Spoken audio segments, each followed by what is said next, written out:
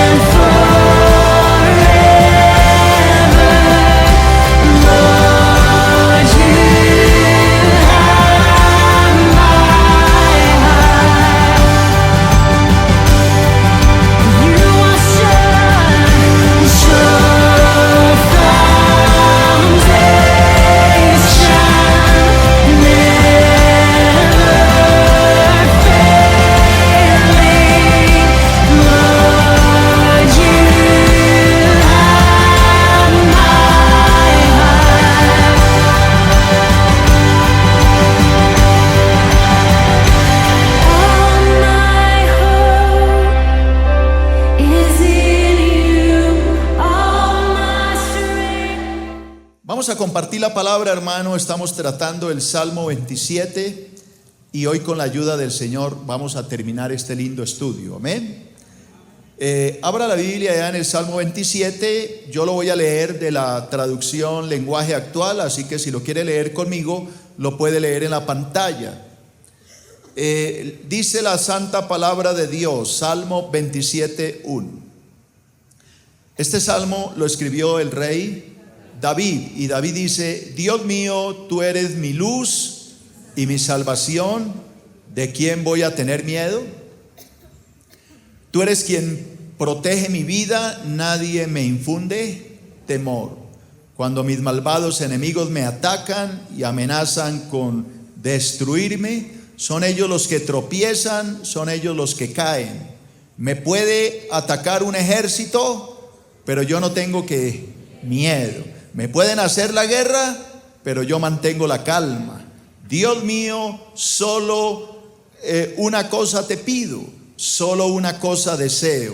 Déjame vivir en tu templo todos los días de mi vida para contemplar tu hermosura y buscarte en oración. Cuando vengan tiempos difíciles, tú me darás protección, me esconderás en tu templo, que es el lugar más seguro.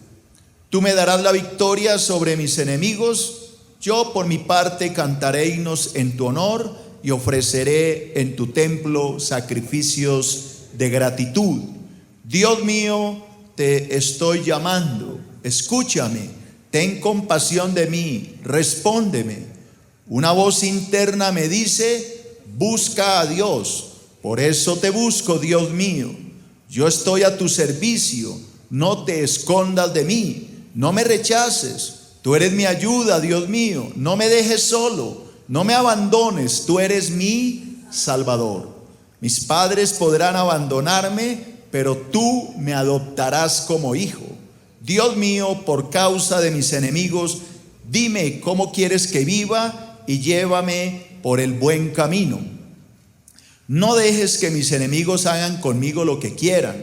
Falsos testigos se levantan, me acusan y me amenazan, pero yo sé que viviré para disfrutar de tu bondad junto con todo tu pueblo.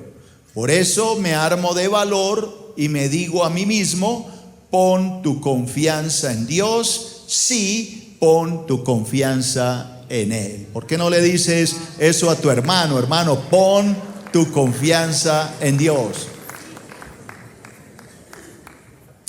Padre de los cielos, damos gracias por este hermoso salmo.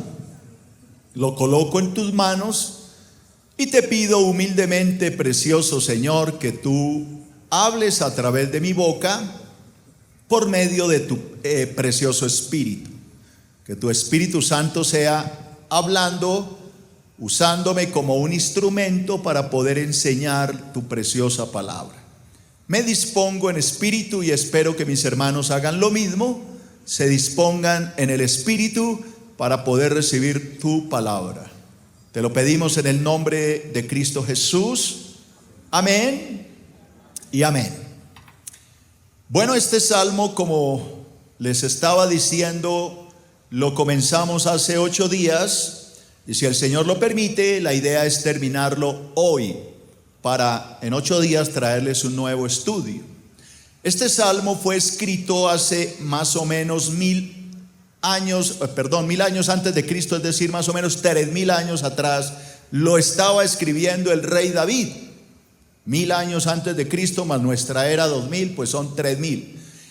David escribe este salmo por sus terribles persecuciones. Ya hemos hablado bastante de cómo David tuvo que sufrir persecución primero del rey que tuvo que reemplazar. ¿Quién era ese rey? Saúl, que lo persiguió tanto. También sus enemigos, también su propio hijo Absalón. En fin, David tuvo oposiciones para llegar a ser rey en Israel bastante fuertes, a tal grado que de los 40 años que duró como rey en Israel, 7 de esos años, los primeros 7 años, reinó sobre una sola tribu, que era la tribu de Judá, porque las otras tribus se habían rebelado contra él y habían seguido a un descendiente de Saúl. Entonces, llegar a ser rey para David fue una cosa bastante complicada. Tuvo que afrontar situaciones difíciles. Por muchos años el mismo rey Saúl lo persiguió después de que David había recibido la unción del profeta Natán, quien lo ungió como rey. La persecución fue espantosa. Así que David escribe este salmo donde muestra su confianza en Dios. Él se refugia en Dios como su protección, porque él ve que no hay dónde más refugiarse. Solo Dios podía ayudar a David en esos momentos difíciles. David tuvo que escapar por los montes. Si ustedes leen la historia de David, verán que él se escondía por los desiertos, en las montañas, tratando de huir de toda esta persecución. Poco a poco David fue acumulando una cantidad de personas que no estaban de acuerdo con Saúl y su descendencia y empezaron a apoyarlo. Así que poco a poco David fue formando una especie de ejército, hasta que a través de ese ejército él toma el poder cuando Saúl muere. Así que este salmo describe mucho de ese sufrimiento del rey David, pero también describe la confianza que David aprendió a depositar en Dios como su protección, como su padre protector. Este salmo también ha sido entendido por muchos teólogos como un salmo mesiánico, es decir, un salmo que tiene que ver con Jesucristo. Muchos pensadores bíblicos han visto una gran similitud en este salmo con los momentos previos a la muerte de Cristo, los días antes de la muerte de Cristo y las horas antes, mejor, de todo el sufrimiento que él pasó. Cuando yo enseñé el Salmo 22, veíamos los pensamientos de Cristo, pero ya en la cruz, porque el Salmo 22 empieza diciendo: Dios mío, ¿por qué me has desamparado? Y todo el Salmo describe los pensamientos de Cristo en la cruz. Eso sucede en el Salmo 22. En el Salmo 27 tenemos los pensamientos de Cristo, pero antes de ir a la cruz. Es decir, cuando lo traiciona Judas, cuando llega con toda esta turba, toda esta gente que llegó con palos y con espadas, la traición de Judas, la traición de su pueblo, el juicio ante el sumo sacerdote Anás y Caifás, luego su encuentro con Poncio Pilato. En fin, este salmo ha sido, vuelvo y repito, interpretado por muchos teólogos como un salmo netamente mesiánico, porque deja ver mucho de lo que le sucedió a Cristo antes de ir a la cruz. Y esto es lo que estábamos haciendo hace 8 días. Así que yo, basado en esto, pues no voy a hablar de David, sino voy a hablar de Jesús, porque les recuerdo que Jesucristo es el hijo de David. Recuerdan a Bartimeo, el ciego, que cuando escuchó que Jesús venía, empezó a gritar con voz potente. ¿Qué gritaba? Jesús, hijo de David. Hay que recordar que Dios le había hecho una promesa a David, que uno de sus hijos, de sus descendientes, en el futuro se sentaría en el trono para siempre. Así que ese descendiente de David que reinará por la eternidad es Jesucristo. ¿Por qué? Porque Jesús procede de los lomos de David. Porque recuerdo que David era de la tribu de Judá y Jesús es el león de la tribu de Judá. Así que basémonos en esto para ver no solo el sufrimiento de David, sino ver más allá de lo que ven nuestros ojos, viendo con el Espíritu los sufrimientos de Cristo antes de ir a la cruz. ¿Me hice entender? Entonces les voy a recordar lo que hemos visto hasta este entonces. Primero, dijimos que el Señor Jesucristo se refugió en su Padre para poder vencer al príncipe de las tinieblas. Ustedes recordarán, hermanos, que está el Señor, llega toda esta cantidad de gente, lo amarran y Jesús les pregunta: ¿por qué me hacen esto? Si todo el tiempo yo estuve con ustedes, les predicaba en el templo, ¿por qué no me cogieron cuando pudieron? Pero claro, no había llegado el momento. Ahora ustedes están en vuestro tiempo. Ha llegado el tiempo o la hora de las tinieblas. Así que esto lo hizo Jesús en el versículo 1. Él se refugia en su Padre. ¿Qué dice el Salmo 1? Él dice: Dios mío, tú eres mi luz y mi salvación. ¿De quién voy a tener miedo? Tú eres quien me protege mi vida. Nadie me infunde temor. Así que Jesús, cuando fue apresado por toda esta cantidad de gente que llegó con Judas a la cabeza, pues Jesús a la larga no tenía miedo, porque él sabía lo que le iba a pasar. Él ya sabía la misión que tenía. Él se refugia en su Padre. Dios mío, tú eres mi salvación. Dios mío, tú eres mi escudo. Tú eres quien me proteges. Así que el Señor se refugia en los brazos de su Padre. Como segundo punto, dijimos que el Señor Jesucristo se refugió en su Padre para poder derribar a todos sus enemigos. Esos enemigos que lo atacaron. Ustedes recordarán que llegó toda esa multitud, y cuando viene toda esa gente, Jesús les pregunta: ¿a quién buscan? Y ellos le dijeron: a Jesús Nazareno. Y Jesús le dijo: yo soy. Y cuando dio esta palabra, yo soy, toda esta gran multitud se fue al piso. Cayeron ante el poder del gran yo soy, del eterno. La palabra yo soy significa el eterno, el que tiene vida en sí mismo, el que existe por los siglos de los siglos. Así que si usted compara ese acto de que toda esa multitud cayó, ahora compárelo con el versículo 2 del Salmo 27. Cuando mis malvados enemigos me atacan y me amenazan con destruirme, ellos son los que tropiezan, son ellos los que caen. Me puede atacar un ejército, pero yo no tengo miedo, no siento miedo. Me puede hacer la guerra, pero yo mantengo la calma. Dese cuenta que el Señor tenía una confianza absoluta en su Padre. Vino toda esa multitud y con solo una palabra todos fueron al piso, porque era el gran yo soy. Por eso él dice: me puede atacar un ejército, puede venir todos los enemigos que quieran, pero ellos son los que van a caer ante mis pies, porque yo soy el gran yo soy. Como tercer punto, dijimos que el Señor Jesucristo se refugió en su Padre para poder terminar la tarea y regresar al cielo. ¿Cuál era la tarea de Jesús? La tarea de Jesús a este mundo era venir a morir por nosotros, derramar su sangre en la cruz para poder perdonar nuestros pecados y darnos la vida eterna. Cristo sabía perfectamente a qué venía. Yo le recuerdo que el ángel Gabriel, hablando con María, le dijo: es que el hijo que tú esperas será llamado Jesús, que significa Salvador.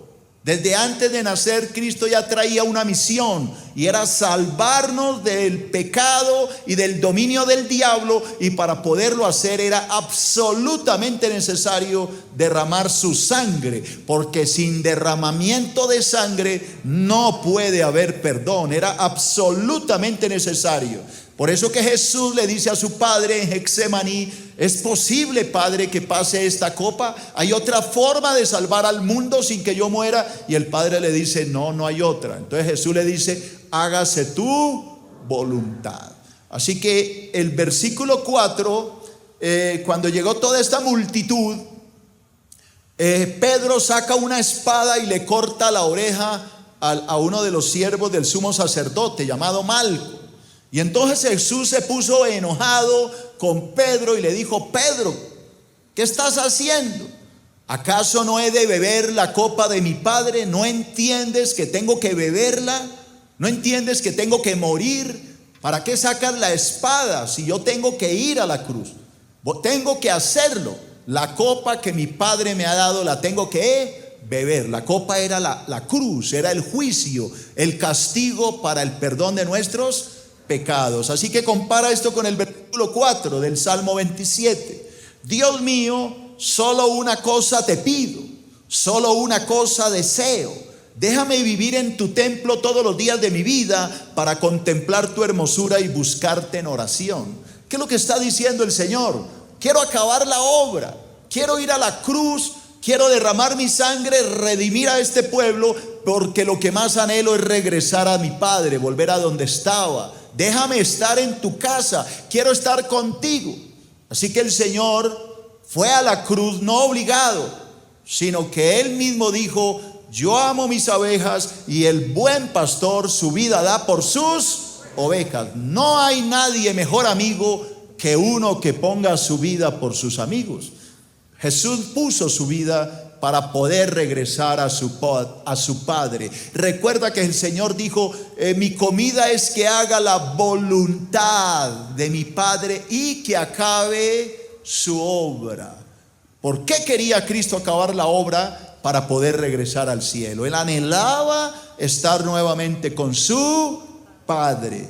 Como cuarto punto dijimos, no sé si lo enseñé, que el Señor Jesucristo se refugió en su Padre en los momentos de mayor angustia. A mí me duele cuando llegó toda esta multitud.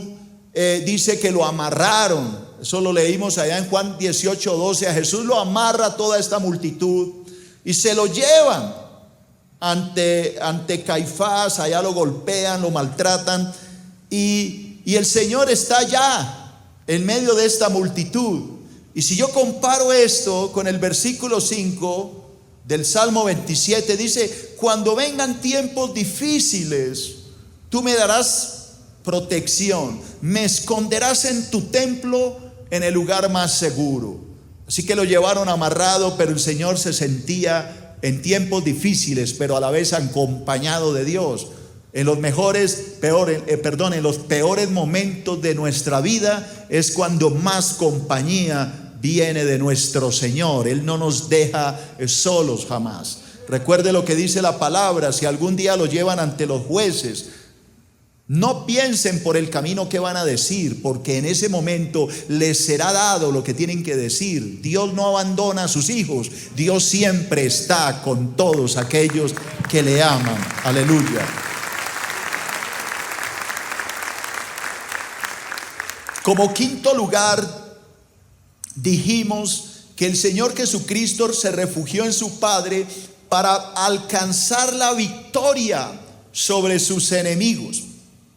Tal vez ustedes recordarán que después de que amarran a Jesús, lo llevan ante Anás y Caifás, y allá Caifás se le acaba la paciencia y empieza a decirle: dinos de una vez por todas, te conjuro por el Dios viviente, que nos digas si tú eres el Cristo.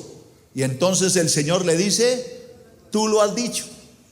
Y ahora te digo que no me volverás a ver sino el día en que me vuelvas a ver regresando en gloria de la casa de mi Padre. Me volverás a ver sentado a la diestra de Dios. Es ahí cuando este hombre Caifás se rasga el vestido, se enfurece y le empiezan a maltratar. Pero compara esto con el versículo 6 del Salmo 27. ¿Qué dice el Salmo 6, el versículo 6? Tú me darás la victoria sobre mis enemigos. Yo por mi parte cantaré himnos en tu honor y ofreceré en tu templo sacrificio ¿de qué? De gratitud. Cristo está hablando de victoria. Está hablando de que sabía que iba a triunfar sobre la muerte. Sabía que se sentaría a la diestra del Padre y por eso se ve ya victorioso. Se ve en victoria y por eso dice: yo sé que tú, Señor, me vas a dar la victoria. No dice ya me la has dado, sino me la vas a dar, la victoria sobre todos estos enemigos. Yo sé que algún día estaré en tu trono, allá en tu templo, alabándote y dándote gloria. Como sexto punto, y ahí creo que quedamos, el Señor Jesucristo se refugió en su Padre ante la brutalidad de sus enemigos. Repito, el Señor Jesucristo se refugió en su Padre ante la brutalidad de sus enemigos. Mateo 26, 65. Entonces recuerde dónde va la historia. Entonces Jesús acaba de decirle al sumo sacerdote, le dice el Señor: tú lo has dicho, y además te digo que desde ahora vas a ver al Hijo del Hombre sentado a la diestra de Dios y viniendo con poder desde lo alto. Está hablándole, diciéndole al sumo sacerdote: voy a triunfar sobre ustedes. Entonces mire lo que sucede. Mateo 26, 65. Mateo 26, 65. Entonces el sumo sacerdote, al oír esto, ¿qué dijo? Rasgó sus vestidos, sus vestiduras, y diciendo: ha blasfemado. ¿Qué más necesidad tenemos de testigos? He aquí ahora mismo habéis oído su blasfemia. ¿Qué os parece? Y respondiendo ellos dijeron: es reo de muerte. Y ahí viene la brutalidad de lo que yo estoy hablando. Entonces le escupieron en el rostro y le dieron puñetazos, y otros le abofeteaban diciendo: profetízanos, Cristo, ¿quién es el que te golpeó? ¿Cómo le parece este acto? Una completa brutalidad. El mismo Hijo de Dios estaba siendo escupido, estaba siendo abofeteado y estaba siendo golpeado a puño cerrado. Y como si esto fuera poco, sus torturadores se burlan de él y le dicen: ¿no que eres el Cristo? Profetiza a ver cómo me llamo, que yo fui el que te golpeé. Usted se puede imaginar qué va a pasar con estas personas que hablaron ese día estas cosas contra el Señor. El día en que estas personas estén ante el gran trono blanco, donde todo ser humano que no recibe a Cristo tendrá que pararse ante Él. ¿Qué sucederá ese día en que pasen estos que lo escupieron, que lo abofetearon y le dieron puñetazos, y fuera de eso se burlaban diciendo: profetízanos, Cristo, ¿quién es el que te golpeó? ¿Cómo me llamo? Algún día ellos tendrán que pararse, y ese día el Señor le dirá: yo fui el que ustedes escupieron, yo fui el que ustedes abofetearon, yo fui el que ustedes le dieron puñetazos. ¿Y sabe cómo se llama usted? Usted se llama fulano, sutano y merengano. Esa respuesta todavía no, esa pregunta, perdón, todavía no ha tenido respuesta, pero la va a tener algún día, cuando tengan que enfrentarse ante el gran trono blanco. Hoy muchos pisotean al Señor. Es por eso que en el libro de los Hebreos, en el capítulo 10, versículo 26, esto no está en mi estudio y tampoco lo busqué, la palabra de Dios nos dice que hay que tener mucho cuidado con lo que hacemos en nuestra vida, porque no podemos pecar voluntariamente después de haber recibido nuestra salvación. porque es como si estuviéramos pisoteando al Hijo de Dios y tomando por inmunda la sangre del pacto en la cual fuimos redimidos y fuimos limpiados. Así que hay que tener mucho cuidado, hermano, porque el Señor sí sabe quién es el que lo pisotea, sí sabe quién es el que le escupe con su actitud, con su vida, sí sabe quién es el que lo ignora, sí sabe quién es el que no lo adora. ¿Por qué creen ustedes que Dios dio la parábola, Jesús dio la parábola de las 10 vírgenes? ¿Por qué creen ustedes que el Señor dio la parábola de los talentos? Porque no todos los que se dicen ser cristianos son salvos. Solo el hacedor, no el oidor. Estos hombres que abofetearon a Cristo algún día van a escuchar de la boca del mismo Señor a quien golpearon sus nombres. Y ahí les dirá: apartaos, malditos, al fuego eterno preparado para vosotros. Apartaos, porque ustedes no son mis hijos, a ustedes yo no los conozco. Así que hay que tener mucho cuidado con esto. Ahora comparemos estas bofetadas que le dieron al Señor, estos puñetazos y toda esta burla, con el versículo que sigue, que es el versículo 7 del Salmo que estoy tratando, que es el 27. Recuerde que en el versículo 6 Cristo le está diciendo a su Padre: yo sé que tú me darás la victoria. Está hablando que en el futuro le va a dar la victoria. Pero mire cómo cambia el Salmo tan bruscamente. Versículo 7: Dios mío, te estoy llamando, escúchame, ten compasión de mí, respóndeme. Una voz interna me dice: busca a Dios. Por eso te busco, Dios mío. Yo estoy a tu servicio, no te escondas de mí, no me rechaces. Tú eres mi ayuda, Dios mío. No me dejes solo, no me abandones. Tú eres mi Salvador. Mis padres podrán abandonarme, pero tú me adoptarás como hijo. Señor está buscando la protección de Dios porque está siendo lastimado. Se siente solo. Está implorando al Padre que no lo abandone en estos momentos en que está siendo abusado. Está pidiéndole a Dios que lo esconda, que lo guarde, que no lo abandone en estos momentos difíciles. Y esto es precisamente, como ya repetí, lo que muchos teólogos ven, esa secuencia de este salmo, que en un momento sube, otro momento baja emocionalmente.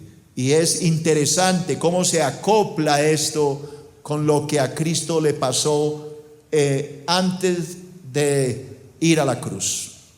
Séptimo, el Señor Jesucristo se refugió en su Padre ante las calumnias de sus enemigos. ¿Ante las qué, perdón? Calumnias. No olvide esa palabra para que entienda lo que voy a leer. Ante las calumnias de sus enemigos. Él se refugia en su Padre. Mateo 26, versículo 59.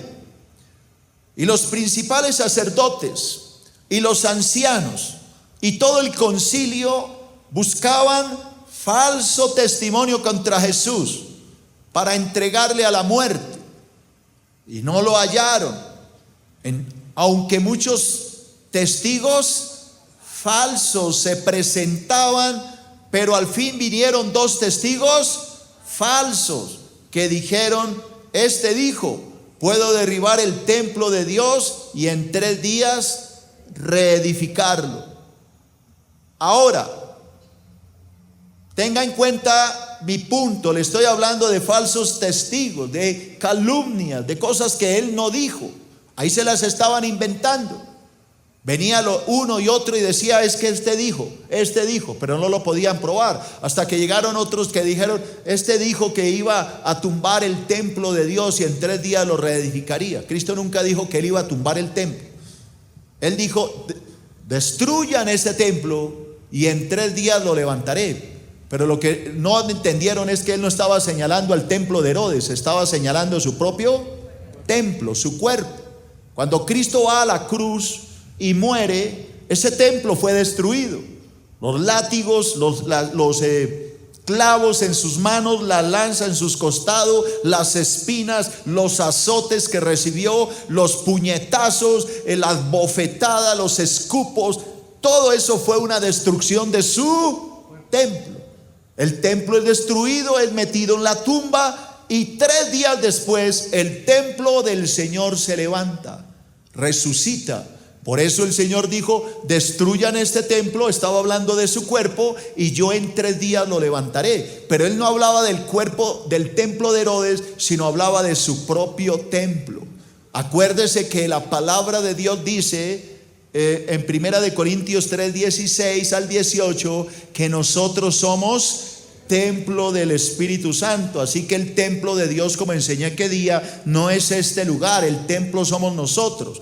Y la palabra de Dios dice ahí en 1 Corintios: si alguno destruye el templo de Dios, Dios lo destruirá a él, porque el templo el cual sois vosotros, santo es. Así que el templo que Cristo hablaba no era el templo de Herodes, era su propio templo. Pero allá estaban sus calumniadores, inventándoles mentiras para tratar de matarlo. Ahora compare esto con la secuencia del Salmo que sigue el versículo 11. Versículo 11. Salmo 27:11. Dios mío, por causa de mis enemigos, dime cómo quieres que viva, y llévame por el buen camino. No dejes, atención, no dejes que mis enemigos hagan conmigo lo que quieran. Falsos, no oigo, falsos testigos se levantan, me acusan y me amenazan. ¿Falsos qué? Testigos. Si uno se pone a mirar en la vida de David, pues esto no sucedió, que David esté allá y acusado por falsos testigos. Porque lo que David escribe es en el Espíritu. Son cosas que ni siquiera David vivió. David nunca dijo: Dios mío, ¿por qué me has abandonado? Cristo sí lo dijo.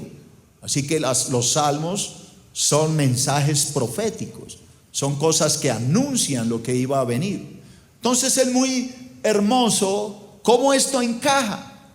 ¿Cómo encaja esto ante los testigos falsos que se presentaron allá ante Caifás y Anás para poder echar a Cristo a la muerte? Fueron falsos testigos. Y el Salmo dice: no dejes que mis enemigos hagan conmigo lo que quieran, porque falsos testigos se levantan, me acusan y me amenazan, quieren matarme. Lo que ellos buscaban no era otra cosa más que destruir al Señor. Y esto es lo que nos dice Mateo 26. Vinieron ante los principales sacerdotes, falsos testigos que vinieron a acusarlo, hasta que vinieron estos que dijeron: es que él dijo que iba a destruir el templo. Puedo derribar este templo de Dios. Jesús nunca dijo esto. Jesús jamás dijo: puedo derribar el templo de Herodes y en 3 días levantarlo. Jamás lo dijo. Jesús dijo pueden ustedes derribar este templo, pero estaba hablando de él, que yo en 3 días lo levantaré. ¿Y lo hizo o no lo hizo? Lo levantó. De la muerte el Señor resucitó, y el templo del Señor Jesucristo fue restaurado al 3er día, tal como lo estaba profetizando. Aleluya. Así que los falsos testigos no pudieron hacer absolutamente nada. Yo les recuerdo que los apóstoles, cuando vieron levantar a Jesús al 3er día, recordaron estas palabras, y entonces dijeron: esto fue lo que el Señor dijo: al 3er día restauraré el templo. Y efectivamente, pero el Señor hablaba, dice los apóstoles, del templo de su cuerpo. Octavo,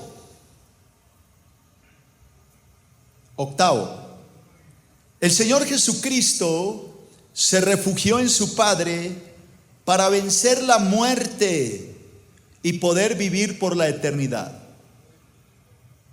Repito, el Señor Jesucristo se refugió en su Padre para vencer la muerte y poder vivir por la eternidad. Amén. Vamos al Mateo 27, versículo 22. San Mateo 27, 22. Entonces, volvamos a nuestra historia. Les voy a hacer un repaso rápido. La historia arranca cuando el Señor está en Getsemaní con sus discípulos. Les recuerdo que el Señor le dijo a ellos: por favor, ayúdenme a orar, estoy angustiado, apóyeme. Le pidió a su círculo íntimo, Pedro, Jacobo y Juan, y cuando regresó los encontró, ¿qué? Durmiendo. Así que él está y después le dice: bueno, levántense, ya ha llegado el momento, se acerca el que me entrega, ha llegado el tiempo de morir, ha llegado el momento de dar mi vida por el rescate de este mundo. Está ahí cuando viene toda esta cantidad de gente con un hombre a la cabeza. ¿Quién era? Judas. Ahí es cuando empieza el Salmo 27. Jesús le dice: ¿por qué nunca me apresaron si yo siempre estuve con ustedes? ¿Por qué no me cogieron? En el templo estaba predicando todos los días. Pero claro, esta es la hora de las tinieblas. Y ahí es que empieza el Salmo: Dios mío, tú eres mi refugio. Y ahí empieza el Salmo. Ahí empieza toda la secuencia de este Salmo. Todo lo que al Señor le pasó, hasta que el Señor es apresado, llevado, se presentan falsos testigos ante Caifás, lo golpean, le dan de puñetazos, y el Salmo describe de una manera magistral todos estos momentos. Pero no termina ahí. Después de que al Señor lo enjuician y ya Anás y Caifás dicen: no, este es reo de muerte. Entonces, como no podían hacerlo, porque ellos los judíos estaban gobernados en ese tiempo por los romanos, no tenían la autoridad para matarlo. Entonces se lo llevaron ante Poncio Pilato, para que Poncio Pilato, romano obviamente, les diera la autorización para matar a Jesús. Así que vamos a trasladarnos del Sanedrín judío al palacio de Poncio Pilato, y vamos a ir con el Salmo a ver si se aplica. Entonces vamos, Mateo 27, 22. Pilato les dijo: ¿qué pues haré de Jesús, llamado el Cristo? Y todos le dijeron: sea crucificado. El gobernador les dijo: pues qué mal ha hecho. Pero ellos gritaban aún más, diciendo: sea crucificado. Juan capítulo 19 y versículo 14. Juan 19, 14.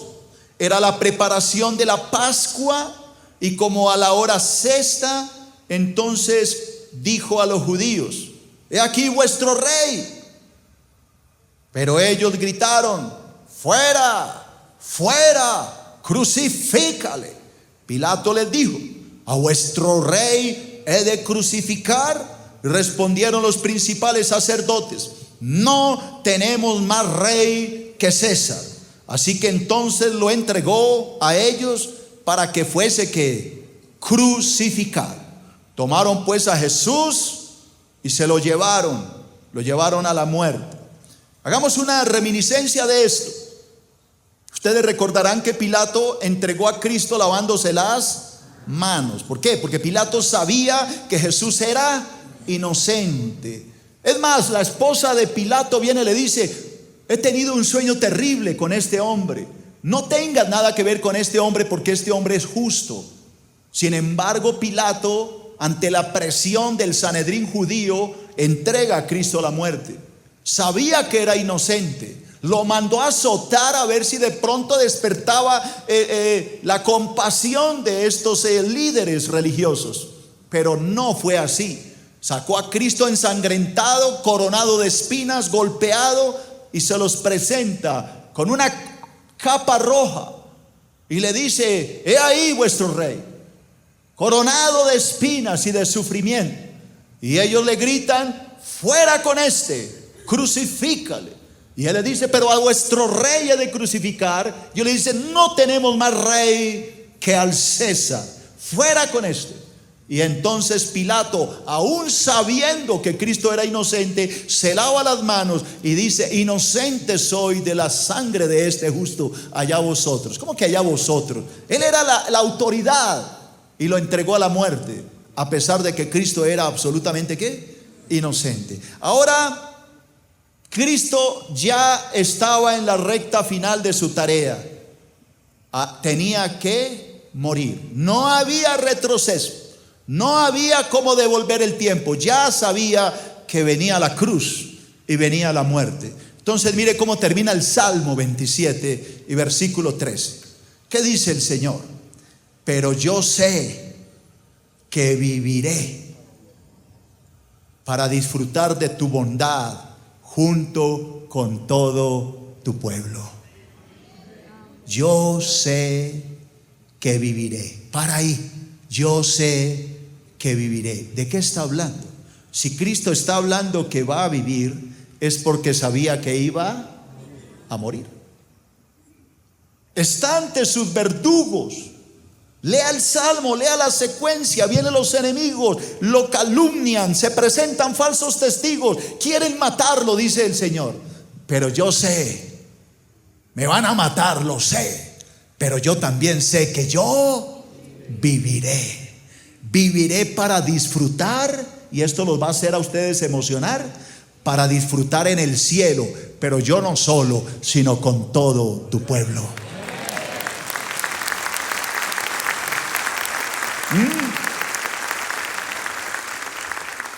Por favor, ¿de qué está hablando el Señor?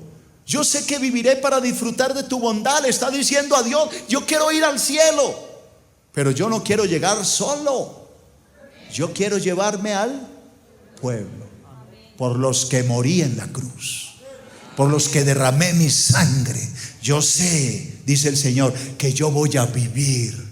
Voy a disfrutar en tu templo, adorándote, pero no solo yo, sino junto con todo tu pueblo, los que he ganado en la cruz del Calvario.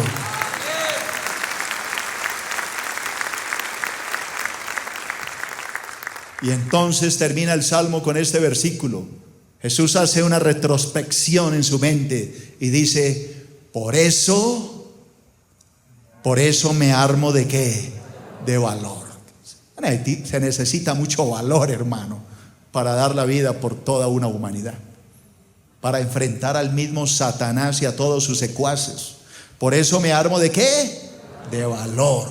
Y me digo a mí mismo, ¿a quién más le decía, hermano? Estaba en la cruz.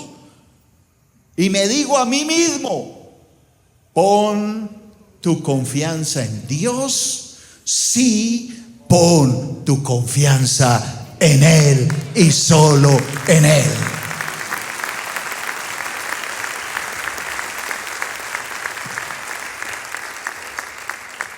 Una pregunta a los santos. ¿Quién le dio aliento al Señor para seguir adelante? ¿Alguien me puede decir? Nadie. El Señor estuvo solo, completamente solo. Por eso fue a los discípulos: oigan, ¿no habéis podido velar conmigo una hora? Me abandonaron, huyeron todos me han dejado, el pastor fue herido y las ovejas fueron dispersadas. El Señor estuvo absolutamente ¿qué? Solo. Ahora entiendan el Salmo 22. Dios mío, ¿por qué me has abandonado? Hasta el Padre tuvo que abandonarlo, porque no era su Padre en ese momento, era su Dios quien estaba juzgando el pecado de toda la humanidad. Por eso el Señor dice, por eso me armo ¿de qué? De valor. Y me digo a mí mismo, o sea, me aliento yo solo, porque ¿a quién más le digo? A estos verdugos que están jugando dados por mi ropa, a este que me acaba de meter una lanza en mi costado, a estos que me abofetearon y se burlaron de mí. ¿A quién le puedo decir que me dé valor para soportar la prueba? Por eso me digo a mí mismo, pon tu confianza en Dios, pon tu confianza solo en tu Creador, que es el que te sostiene y que es el que te levanta. Pon tu confianza en Dios.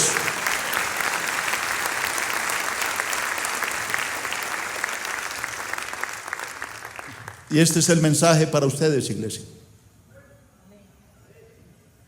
Maldito el hombre que pone carne bajo su brazo. Maldito el hombre que confía en el hombre. Pon tu confianza ¿en quién? En Dios. La confianza no puede estar puesta allá en el banco, en el gerente, en el amigo. La confianza debe estar puesta en Dios. Él es tu victoria. Y termino con este versículo de Juan 2. Y espero les haya gustado este salmo, como me gustó a mí escribirlo. Juan 2:18. Los judíos respondieron y le dijeron: ¿qué señal nos muestras ya que haces esto? Respondió Jesús y les dijo: destruid este templo y en 3 días lo levantaré. Le dijeron los judíos: en 46 años fue edificado el templo y tú en 3 días lo levantarás. Mas él hablaba del templo de su cuerpo. Por tanto, cuando resucitó de entre los muertos, sus discípulos se acordaron que había dicho esto y creyeron la escritura y la palabra que Jesús había dicho. Pregunto a los santos, a ver si entendieron el salmo. ¿Por qué Cristo resucitó al 3er día? ¿Por qué el templo de Cristo que iba a ser destruido fue levantado? Tienen 5 minutos para contestar el examen. ¿No saben la respuesta? Porque aprendió a poner su confianza en Dios.